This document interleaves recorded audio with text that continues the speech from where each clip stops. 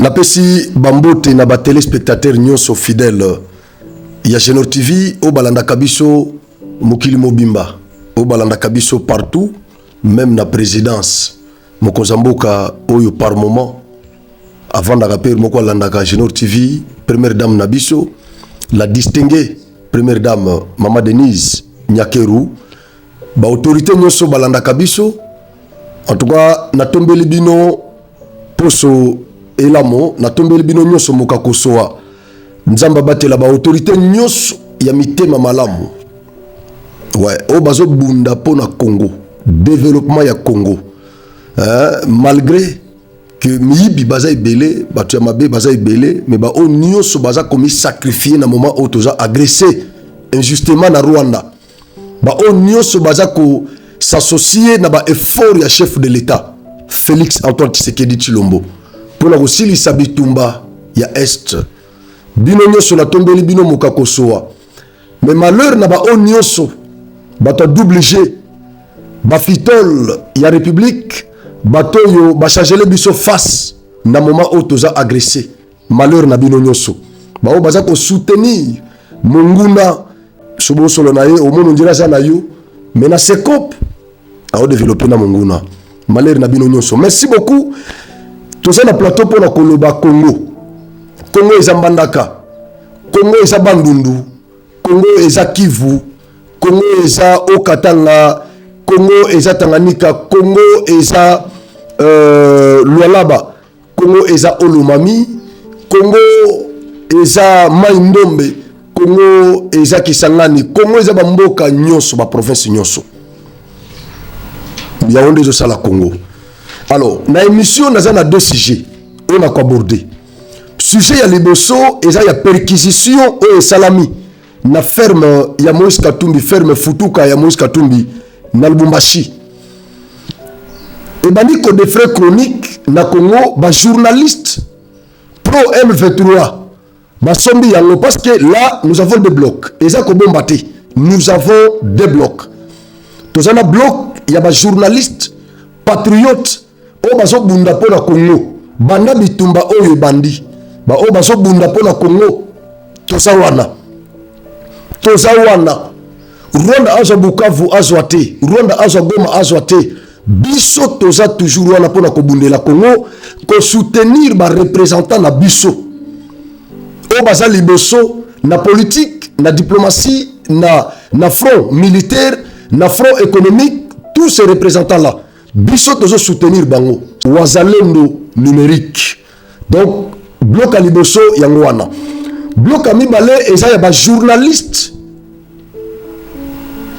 ba fitol, bloc ya ba journaliste, ba fiti, ba journaliste, ba pro Rwanda. O baza ko soutenir Rwanda pona bango, Tshisekedi aza mabe, Kagame nda sa malamu. Attention ba kolo bango bote ouvertement, mais par des gestes. Namo ba commentaire bazo sala. Tozo comprendre que pour la bango Kagame ndasa na raison, bloc ya Kagame Katumbi Kabila bango basa na raison.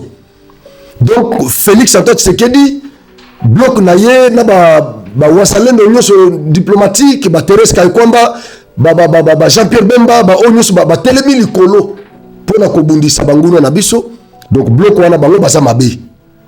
Mais Kabila na ba musunde basa malamu. Donc vous devez retenir que nous avons des blocs.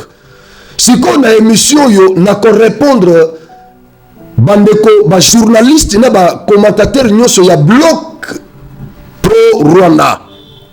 N'a qu'à répondre bango na émission yo. Na ko tela bino reportage na ko tela bino et ça reportage ya média pro Katumbi. Mais quand même bolandango et après reportage na ko tela bino commentaire ya journaliste moko pro Rwanda. Et puis il a qu'à répondre y. On a déjà sujet, il y a les dossiers. Sujet, il y a mis balai. On a qu'à la focaliser dans la casse centrale. Parce que la souka nango, na koche la bino ba image moko, auto salaki, il y a terrain. Parce que nous ne sommes pas des journalistes de bureau. Biso to zala kana terrain. Lelo, naza na Mbandaka, lobby naza soki na Maindombe, lobby naza kotoy. C'est ça le travail que nous faisons. To frappa qui porte la coordination, il y a affaire, et ça qu'on chapeauté Grand Kassai. Donc aujourd'hui, Lomami, aujourd'hui Kasai Central, Sankuru, ouais. Sankuru, na Kasai Chikapa. Donc pour Grand Kasai. Bureau wana ezana Kasai Central. Numéro 1, on a chapeauté. Ma projet nyonso espace ya Grand Kasai. Ayamba Kibiso. Tout sali moi interview moko wana. Tout a focalisé mingi na projet. Il y a construction ya micro barrage hydroélectrique ya Mbombo. Ba chinois oyo ya entreprise oyo kotonga micro barrage wana basa deja na kananga. Tango toyokaki ke basa na kananga tokendeki pona komona biso moko to confirmer si réellement que bandeko wana basa deja na kananga parce que toujours m'appelle ya bandeko ebele ba centre Kasaye ya diaspora et basa éparpillé ba professeur Mosusu il nous appelle pona ko tuna biso makambo ya shiti mbombo na kananga eza ndenge nini frank on dirait bokomi kolala bozo tika kananga na molili kananga ti lelo kola eza te makambo ya shiti mbombo eza ndenge nini bana aser azwa projet wana balongola maître d'ouvrage délégué Beseko bamosu bakanisi que rien ne marche tellement que makelele ezaki makasi bacommentaire ya bandeko za makasi biso za wana mpona koservir bino tosalaki descente mpona kozwa information à la source yango nde tokopartage na bino bokolanda intervention ya numéro 1 ya aser na Grand Kasai bokolanda intervention ya bachinois oyo bayaki délégation bachinois oyo déjà eza na Kasai Central bake na chute mbombo bokolanda bango bokolanda mpe tozwaki mpe directeur général ya entreprise oyo eza kotonga base vie parce que eza na 2 base vie oyo kotongama na chute mbombo moko eza définitive mosusu eza provisoire et donc tozwi directeur ya entreprise oyo kotonga base vie définitive ye pa lobby na micro ya Genor TV donc bokolanda reportage wana après bambodi oyo nakobeta awa mais sujet ya liboso eza ya perquisition oyo basoldat ya 22e région militaire oyo eza chapeauté na général Edi Kapende bakenda kosala na ferme ya Moïse Katumbi, ferme Futuka ya Moïse Katumbi. Ça commence à défrayer la chronique dans notre pays, comme d'habitude. Nagosenga na équipe technique, bakotia la biso reportage wana et après reportage bakotia commentaire ya journaliste moko pro Rwanda. Bolanda et après nagoya na commentaire na ngai. Merci beaucoup. La matinée de samedi 26 avril 2025, l'association sans but lucratif Justicia s'est rendue à la ferme Futuka, domaine privé du président Moïse Katumbi, totalement envahi par les militaires de la FARDC il y a 2 jours déjà. Sans mandat de perquisition ni tout autre document, ces agents voulaient perquisitionner ces lieux sous prétexte d'obéir à une hiérarchie dont on ignore la nature jusqu'à présent. Malgré cela, les responsables de la ferme leur ont accordé l'entrée. Au nom des Justicia SBL, Maître Timothée Mbouya s'exprime en ces sens après la prétendue perquisition devant la résidence du président Moïse Katumbi. Nous avons appris qu'il y avait des éléments de la 22e région militaire qui voulaient perquisitionner la ferme entre Yéné et nous avons été alertés donc pour venir être comme des témoins de cette perquisition. Alors nous nous sommes rendus compte justement qu'ils n'avaient pas de documents de perquisition. Ils sont allés partout où ils voulaient aller et avec le concours ou la direction, si vous voulez, des agents de la ferme et nous, avocats, comme témoins. Avec cette présence militaire à cet endroit où il n'y a pas nécessité, une psychose terrible se remarque non seulement pour les enfants encadrés, mais aussi le travailleur et les villageois des Futuka. Espérons que le gouvernement ou l'État va finalement prendre une décision rapide pour que ces militaires qui sont ici puissent rentrer, vaquer à d'autres occupations. Parce qu'ici, en dehors de la ferme, il y a des enfants qui apprennent le football et que la présence militaire ici dans ces lieux peut justement intimider ces enfants-là et même intimider aussi les villageois qui sont tout autour. Donc nous sommes quand même satisfaits que tout se soit très bien passé et qu'il n'y a rien, vraiment il n'y a rien qui pourrait justifier la présence de ces militaires. Merci beaucoup, maître. Merci. Mais Tony Monjou, ce qui est à l'État est en prendre soin. Tony Monjou, je le répète, ce qui est à l'État en prendre soin. Pour bilo que bimara ferme wana, nazoeb sabino botika za réalisation bis. J'espère que bako battre lango bien bako produire ndenge Moïse Katumbi a produisaka. Bako bimisa biloko ndenge Moïse Katumbi a bimisaka. C'est ça que moi je demande. Toboyi bozwa babiloko pe ebeba. Moi je suis même pas contre. Oh ceux qui boko boto la nabino. Je ne suis même pas contre ça. Oh, bah, oh, pour l'être azako protéger. Non, moi je ne suis pas. Ceux qui bakoboto la nenge Tony Monjozo m'avait gardé ça bien. Et produire nenge Moïse Katumbi a produit ça. Nenga bimisaka masangu na ye nenga salaka ba vache na ye nenga sa botika ngo na limite botika ngo bongo botika ba travailleur po ba travailleur ba sala mboka. Ba lela kaka na musala wana. Boko bisa bango ba chômeur te. C'est ça que moi je demande. Politique comme ça. Voilà, je crois Bolandi, reportage Wana, Bolandi, na commentaire, il y a journaliste Paulette Kimutu, journaliste Boyebi, très bien, Ndeko yo Alingaka Tribi, il y a Félix Antoine Tshisekedi, Moutaban Monumogo mais Alingaka Bandewaka Saïté, pour naïe, ce qui a Bundisaka Tshisekedi, c'est parce qu'il est kassayen. Voilà, Toyebi, que c'est la raison pour laquelle Madame Paulette Kimutu, Alingaka Tshisekedi, Naroya et pas naïe. Na bandana nous na reportage. Et ça reportage il y a média moko pro Katumbi. Katumbi c'est une chaîne de télévision na Lubumbashi, vous le savez. Donc bateau ba sali reportage ba ça bateau ya média naïe. Ça c'est un. Il y a aussi bolandi ba commentaire na bango et ça ba commentaire moko na tendance, et ça na tendance mobo. Ba que na sens il y a condamné perquisition oyo ba militaire ya 22e région militaire ba ke ko sala wana c'est élément liboso élément ya mibale association oyo ba bengaki po ekita na terrain et que ne ko s'enquérir na situation association wana eza ba association oyo eliaka na poche ya Katumbi.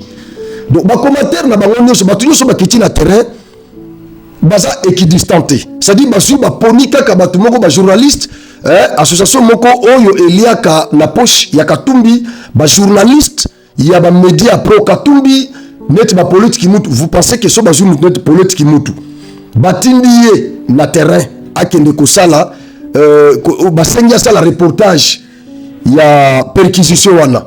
Vous pensez que Paulette Kimutu a cause la équidistante? Je ne crois pas. A cause qui ça propension na kati ya reportage. Donc retenez que association wana il y a kana poche ya Katumbi. Ba journaliste o ba sali reportage, rédacteur wana nyoso baza ya équipe ya média ya Katumbi. Ça c'est ce que vous devez retenir. Mais ce qui bolandi na souka ya intervention ya avocat wana, selon cet avocat, il est content quand même le fait que perquisition et aboutir mais comme ya mabete contre Moïse Katumbi. C'est-à-dire ba soldat à partir de avocat na souka ya intervention nae, vous allez comprendre que ba soldat o bakena ko sala perquisition ayibi eloko mutu kuna te babuki ndako ya mutu te ka ya dese moko ezalaki enregistré te. Voilà pourquoi avocat oyo na souka alobi qu'ils étaient satisfaits le fait que est débouché na dégâts matériels de côté babotone eloko mutu te. Wana za avocat na koyoka ye az avocat na bango aye pona ko assister na perquisition. L'État congolais, la puissance publique, l'État congolais, le pouvoir exorbitant, ce qui est information, il n'y a que telle place, Mindu Kezali, ou bien telle information exatée, mais ce qui est suspicion, Ezakaka. L'État a le pouvoir. Il y a un élément qui est perquisitionné. oui bokoki koempêcher l'état kosala yango te. Sikoyo nazobeta nano bambodi na madame Paulette Kimutu mama eleki eleki ozaki awa bayambaki yo epa mama Denise, bayambi epa mama Denise banda bobima epa mama Denise okoma tantôt plutôt okoma moko beta mbodi yosimba te ozabu Patrick Lokala na Peter Tiani bango ba décider, ils ont choisi la République.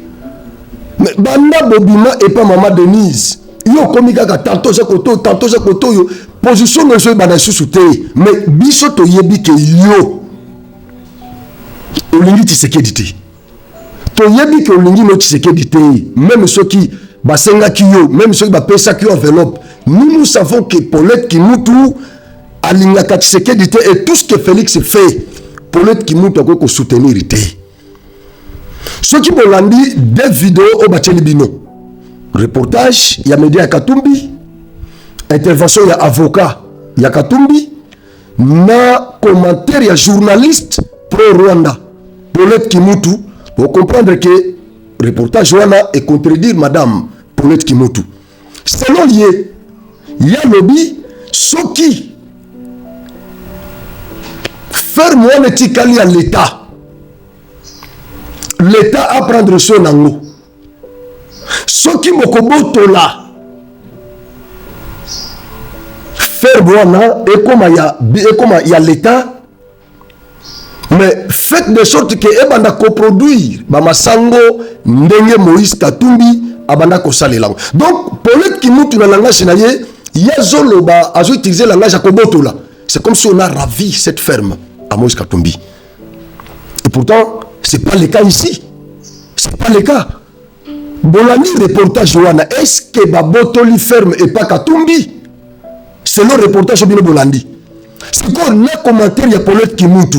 Vérité sa wapi? Parce que Paulette azana kisasa. Avocat wana soloba azana kati ya ferme. Association wana ekota ki na kati ya ferme. Basoda 22e région militaire bazana ferme. Donc ba journaliste basali reportage bazana ferme. Bon, Paulette azana kisasa. Mais selon l'État a botoli ferme ya Moïse Katumbi. Et pourtant, à un reportage, basolo bele makamoko boto la te, baké ko sa la perquisition de basali na Kinyakati. Mais Kabila ya yeba botoli, oui, c'est une saisie à titre conservatoire. Bakangi yango pona nini parce que Kabila azaki na Goma. L'État a estimé que ancien président aza en connivence na ba terroriste o baso boma o baza ko agresser Congo. Voilà pourquoi l'État a su mesure wana. Oui, même ceux qui ont violé loi, biloko ndengana tout ça, mais c'est le Léviathan, c'est l'État, la puissance publique, le pouvoir exorbitant, c'est l'État. La dictature positive, c'est l'État. Ici, nous parlons de l'État, la personne morale des droits publics. Nous ne parlons pas ici de la personne morale des droits privés, mais des droits publics. C'est l'État. Monstre public, il s'agit de lui. Félix a toujours dit que le salut du peuple, c'est la loi suprême. Ici, nous avons des Congolais qui sont massacrés dans l'Est. Et dans les investigations de l'État, il a découvert que l'ancien président, celui qui est pris en charge par l'État, et le même État a découvert que cet individu est en connivence avec les terroristes qui tuent les Congolais. Et l'État a l'obligation, dans les prérogatives qui lui sont reconnues par nos lois, il a l'obligation de protéger les citoyens congolais. Mais lorsque ces citoyens sont menacés, et là nous découvrons que le président honoraire qui a servi cet État est en connivence avec ces terroristes, vous allez dire quoi? Vous allez nous demander de laisser Kabila a continué à jouir na badroit nenyoso. L'État joue ma décision wana. C'est à titre conservatoire. Parce que Kabila zaki na Goma. Katumbi pe alingaki pe okena Goma. Katumbi Félix Amayele. Félix a qualifié Moïse Katumbi Awa de borderline. C'est-à-dire quoi? Katumbi, il joue toujours au milieu. Borderline. Il est toujours au milieu, il est là. Donc, Kabila Zakotoyo, Félix Zakotoyo. Suko Katumbi Azawanda. Azambisi, Oyelanda Kotema et Cholaka. Donc, ce que Moni, Namutuna et Kanseki qui est Nanga, a renversé Tshisekedi. Yango Moni Bake Bakutana Kabila, Azakina Namo tendance, Yango Kana Kabila, Batuna Bakomi Kolobela Kabila, tout ça. Mais ce qu'il se rend compte que non, Félix a frappé Bango, Félix, maintenant, en Amérique, Kagame a signé une déclaration de principe. Au regard de tout ça, Katumbi s'est dit, bon, la minute où le Konasida a déjà boyé, ce qu'on a zotal alors, ce qui, Kabila Kena na Goma, ce qui a commis na Goma, ce qui a une réaction au gouvernement congolais, ce qui a mon gouvernement congolais, va réagir, ma bé contre Kabila, bon, naï, en tant que borderline, na Ozalaboyi, na Okende, côté netité. C'est ça Katumbi. Félix connaît, il connaît bien, il maîtrise bien les stratagèmes de ces messieurs. Donc, Katumbi a moni que Kabila ou que Goma va frapper, va botoli va bien naïe en tant que mercantiliste, il se dit ce qu'il n'a pas parce que Kamita to Nosaki retour ya Katumbi na Congo par Goma comme Kabila. Kamita to oya lobaki makambo ya Kabila, ya retour ya Kabila par Goma. Alobaki également retour ya Katumbi par Goma. Kamita to lobaki yango. Oui. Mais si go Katumbi attaque borderline, asala katikati yabi lokola bon na seno Kabila kei ba frapper ba botoli kinga kati ba botoli ba saisir ba bien Kabila en tant que mercantiliste. Katumbi lobino.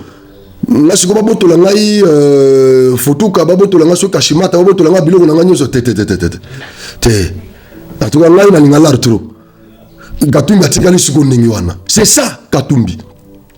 Mais tous ces gens-là, Kabila, Loubaya Claudel, tous ces gens, tous ces scélérats sont derrière Nanga. Bazo travaille na Nanga. Ils sont derrière Kabila.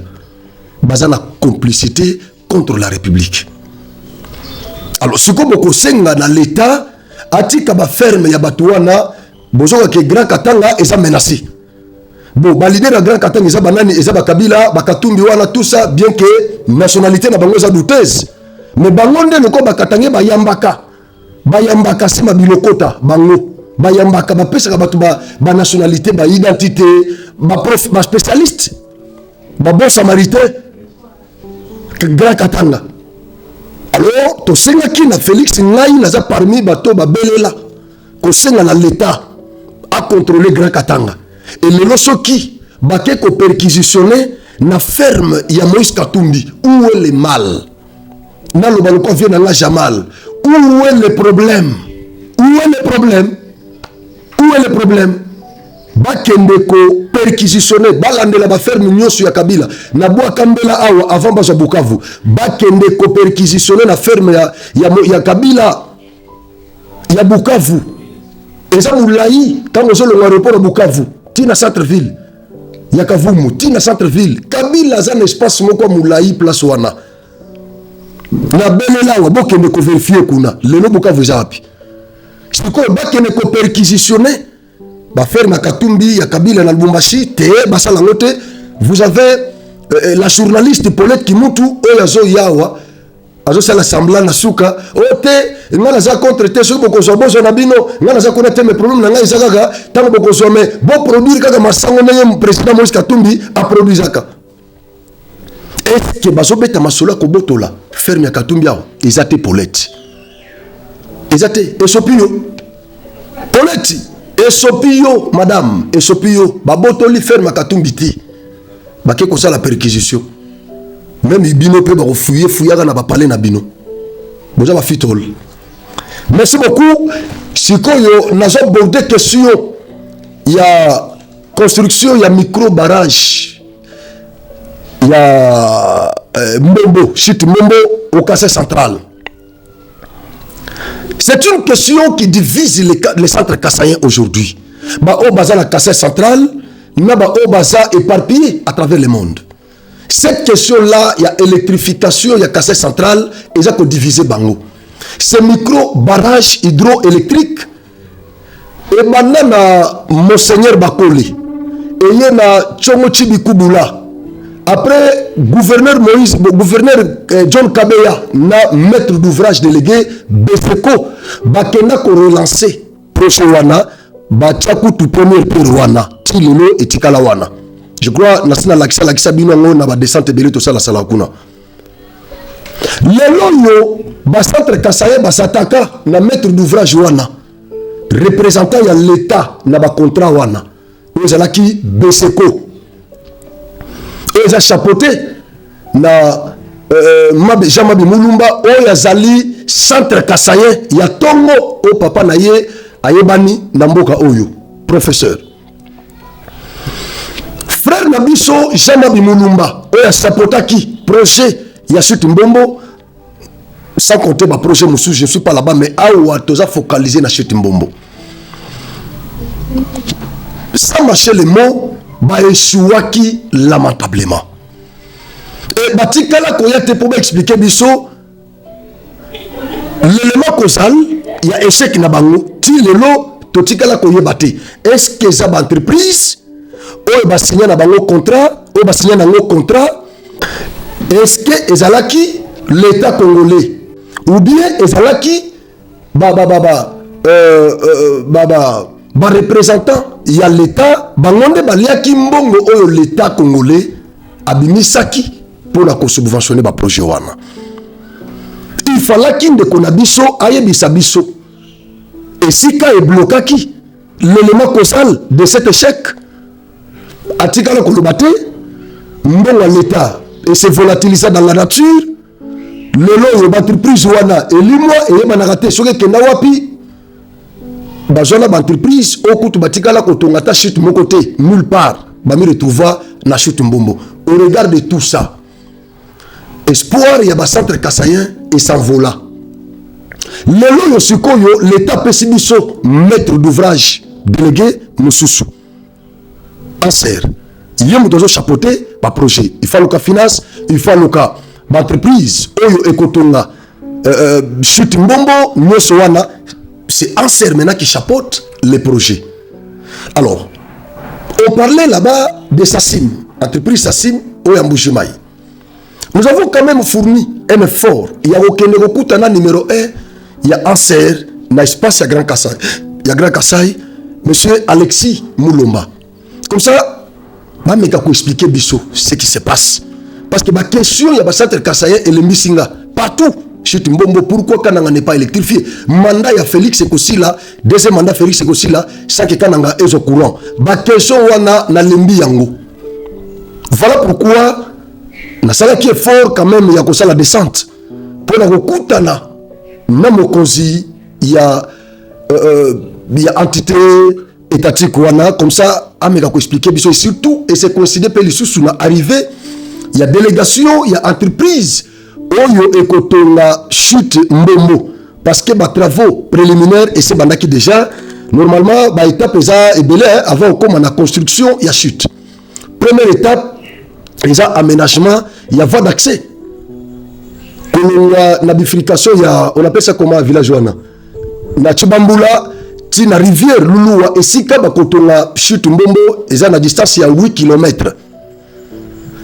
Alors il faut babongisana basphalter zelawana pour permettre mituka ou kobanda comme matériel ba ingénieur soit et les place wana sans inquiétude. Misala wana déjà ezo salema. En dehors de ça, il y a deux bases vie ou ekotongama na chute. Base vie moko et cause la provisoire. Juste kaka pour la construction, il y a chute et ce qui est sili ba passer en haut. Et deuxième base vie et cause la définitive, c'est-à-dire ba cadre bato ba cause la kuna o ba ko banda cause la entretien. Il y a misala wana ba ko vanda. Parce que ça teke ba tongi chute mbala moko ba pasani ba kei ba tikeli biloka chute non ba moteur ko beba ma ba panne technique et ko salema tout ça. Et donc il faut place wana cité moko boye il y a bien moderne et ton parce que ba mindele pe ba ko vanda wana na yoki kutuke ba ansera memeli biso akoya na ba Suisse o ba ko zala kuna ba mindele wana ba Suisse ba ko zala wana.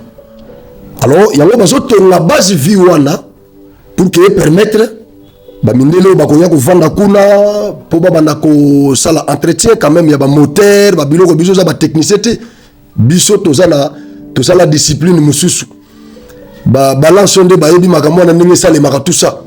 Alors bakozala kuna bakovanda il faut bavanda bacondition moko malamu nde base vie oyo ya mibale wana oyo définitive. Nakutanaki mpe lisusu na DG ya entreprise oyo eza kotongela biso base vie wana na Kasai Central na chute Mbombo na rivière Lulua et ye mpe alobi na micro ya Genor TV Cordo ya ACRP alobi bachinois wana mpe banglophone balobi na anglais mais baede biso na Cordo pour la traduire parce que azoloba balangue nyonso na tout ça. Nous le faisons pour vous.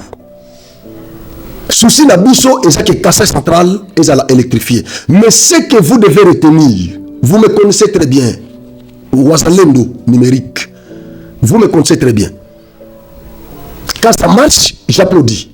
Et quand ça ne marche pas, Bambodi et Yaka, le roi de Mbodi. Ouais. Ce que vous devez retenir, l'approche ne suivez pas tous ces charlatans. Bolanda batu nyonso basala ba commentaire balabala te bazo kende ko puiser information na société. Il y a quelque chose qui se fait sur terrain.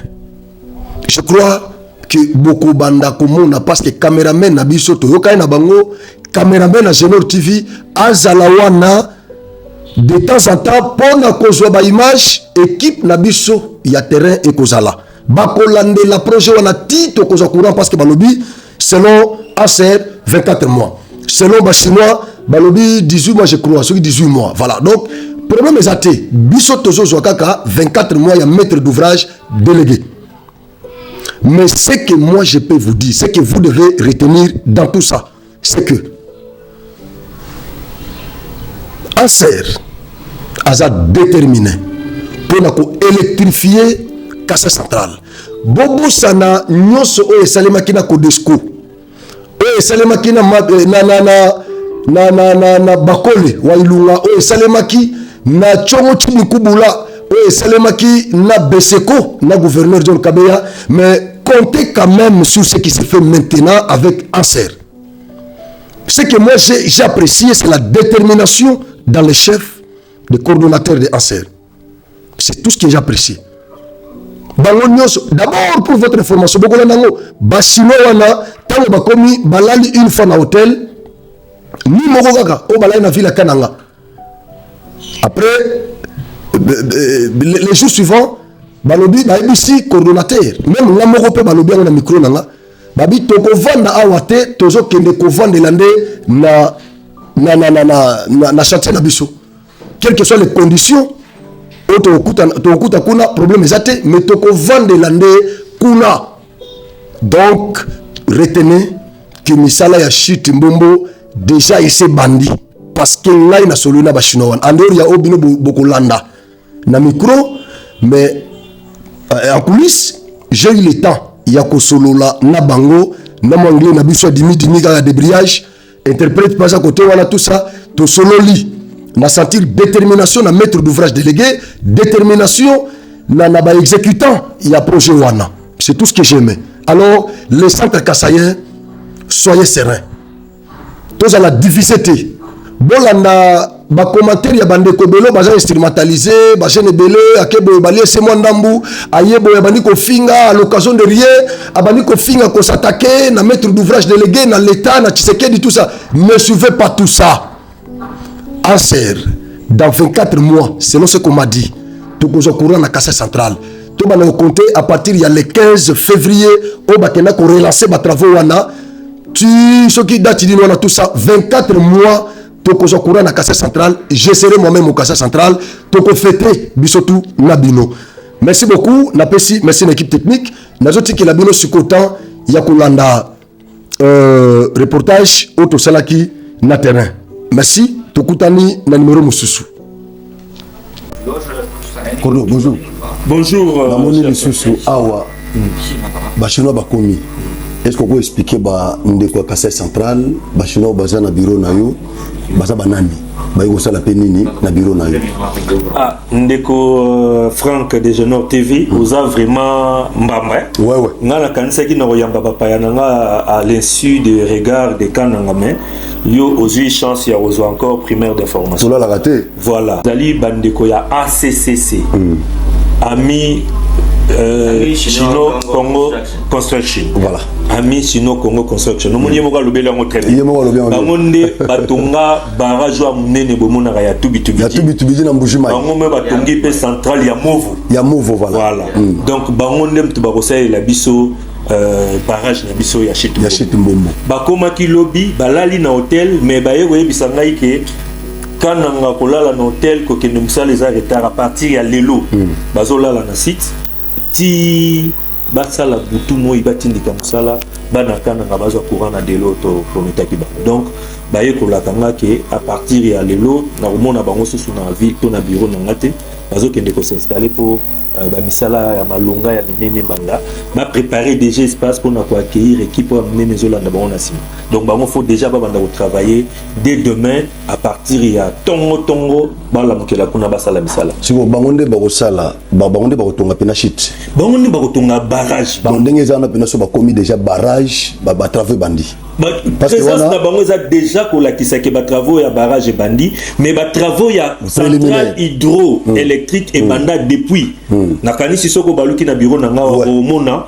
tozana directeur manager ya Pro Construction Pro Construction ba banda qui déjà kozwa possession ya terrain batu baza ba pessimiste pour rien ceux qui le lot comparer déjà ba avancer au yancer et sali sur ce projet comparablement ya ba jour et l'équipe na sima ceux qui bazo continuer cause la pessimiste na obenga mutema mabeto kindoki Pro Construction a pris possession de ce site depuis to lancer ba travaux et depuis jour wanati lelo ba permité et ceux qui le long mutaleki na site a remona que y a des avancées énormes et nous sommes en train de progresser donc lelo yo toza peut-être na étape ya sika oyo bazali koloba ya ba travaux ya barrage bangonde ba ko intervenir mais construction il y a chantier il y a centrale et bandek déjà na ba travaux il y a base vie donc bangonde mbako tonga barrage et puis bako s'installer rapidement bako sala juste ce qu'on appelle des habitations de fortune parce que bango ba ko vana na lixte ba ko sala musala il y a bango ekende rapidement mais entre-temps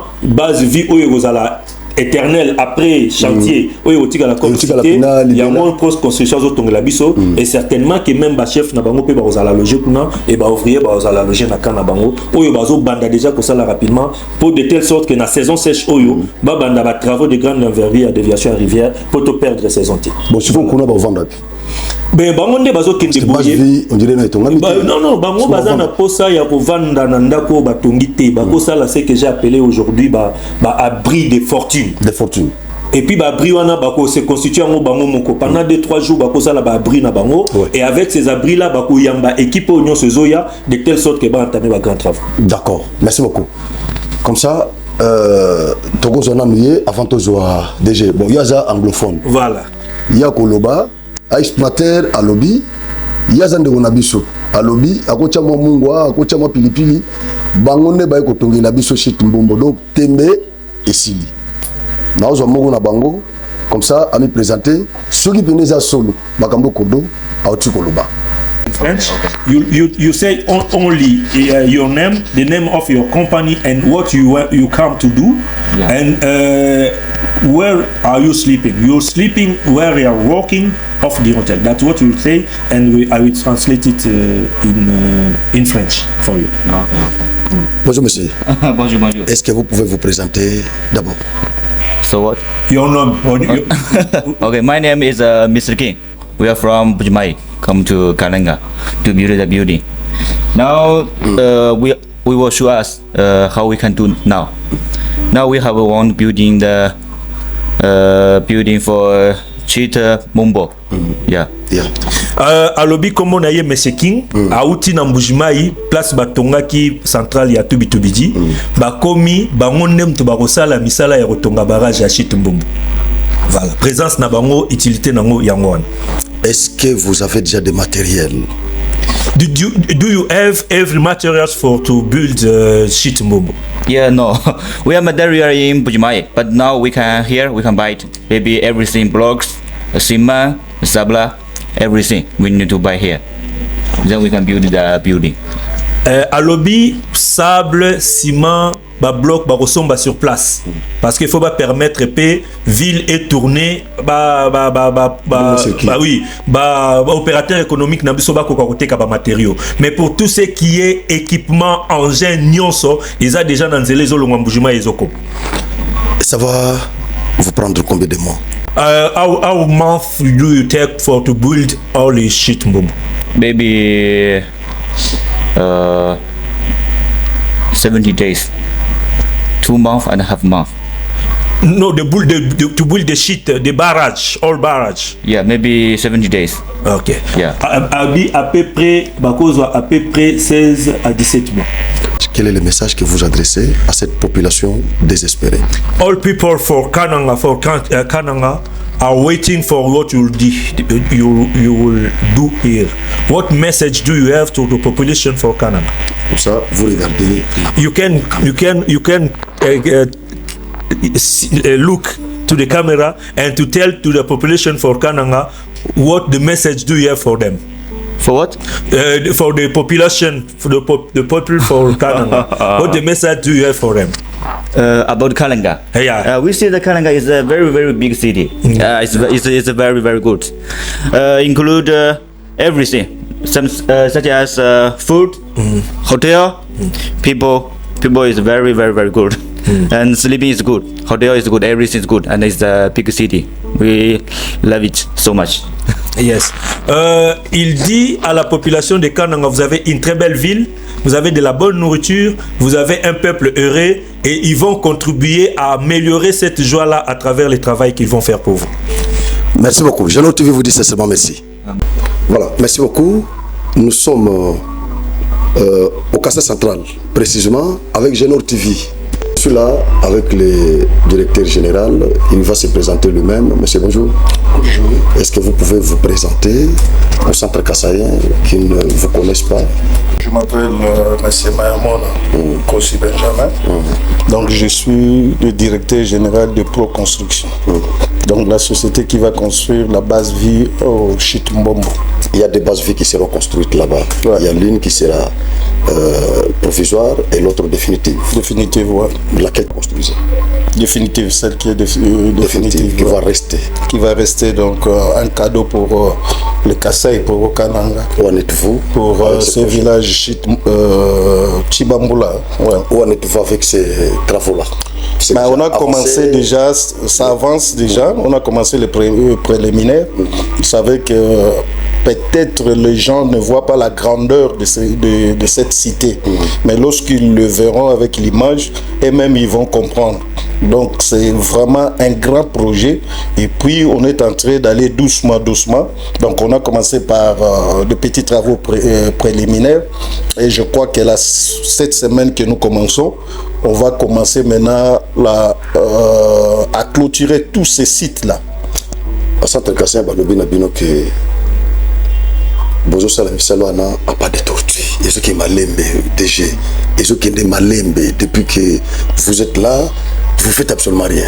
Parce que vous allez bosser au Centre Kassaïen, Genor TV, c'est la bonne je comprends le peuple kassaïen. Les a soucis na bango moni, ça fait 60 ans. Courir à la raté. Même moi-même, je fais partie aussi du Kassai. Ah, vous êtes aussi? Non, je ne suis pas. Ah, ok.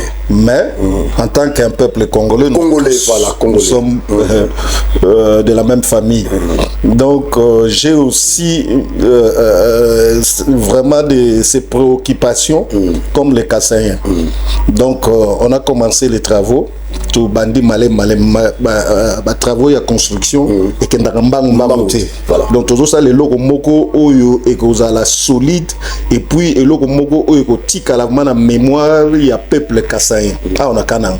Donc ça demande aussi du temps, tu vois. Alors rien que la préparation ça peut nous prendre 3 mois. Dans la construction, bateau à domaine de construction, ils savent.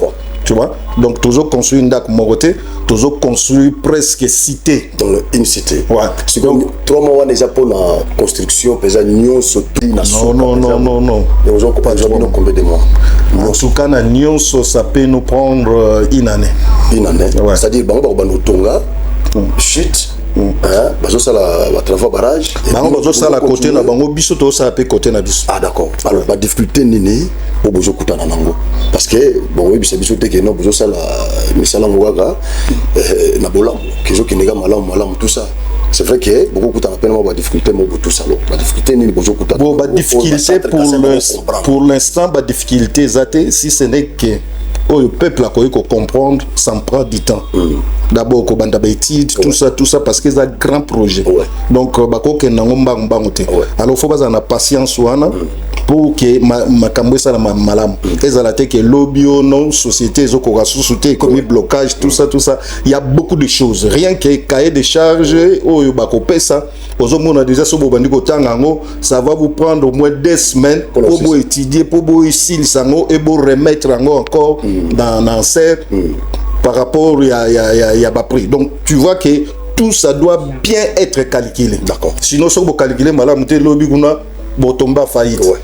Ok, tu vois. Donc tout ça là, ça prend du temps. D'accord. Et ce que nous voulons faire aussi, il y a palissade, il y a qu'à clôturer site toujours bandango lobby ou mercredi. Donc ça prend aussi du temps parce que toujours clôturer 12 mètres carrés. Madame, on vend comment 12,5 hectares. Et ça ba villa Otonga Oyo 12,5 hectares. 5 hectares. Ouais. Alors, banane on vend kuna. Bato ba vendre kuna za ba responsable ya ndeko na biso ba chinois o ba vendre kuna. Ba vendre pour l'entretien. Ouais, un peu na suivi ya ba travaux tout ça là et puis ba corps nyonso yo baza o ba bengami pour na projet oyo ba banda kozala wana tant ba banda koya. Donc ba cadre pour ça. Ouais, il y aura aussi ba contrôleur en Serazui ou à payer mbongo ebele ba Suisse o ba koya pour na vérifier ba travaux. Donc tu vois que les éléments sérieux. Ça promet. Ça promet. Donc moi j'avais dit ce qui est à l'Okuta, moi je ne suis pas dans le Nakatia Lokuta.